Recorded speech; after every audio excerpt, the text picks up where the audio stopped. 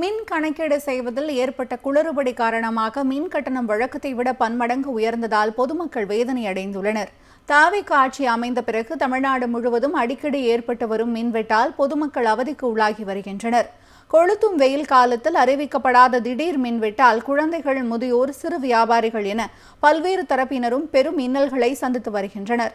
மின்வெட்டிற்குள் இருந்து பொதுமக்கள் மீண்டு வருவதற்குள் அடுத்த பேரிடியாக 2 மாதங்களுக்கு மின்சார கட்டணம் வழக்கமான தொகையை விட பன்மடங்கு அதிகரித்திருப்பது பொதுமக்களை அதிர்ச்சியடைய வைத்துள்ளது. வழக்கமாக 800 ரூபாய் முதல் 1500 ரூபாய் வரை செலுத்தும் வீடுகளில் தற்போதைய கணக்கீட்டின் போது 6000 ரூபாய் வரை மின் கட்டணம் வந்திருப்பதால் செய்வதறியாது தவித்து வருகின்றனர்.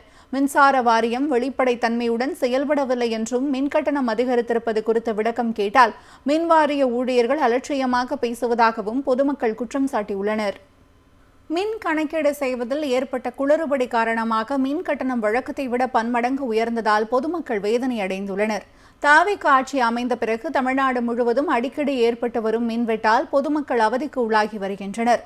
கொளுத்தும் வெயில் காலத்தில் அறிவிக்கப்படாத திடீர் மின்வெட்டால் குழந்தைகள், முதியோர், சிறு வியாபாரிகள் என பல்வேறு தரப்பினரும் பெரும் இன்னல்களை சந்தித்து வருகின்றனர்.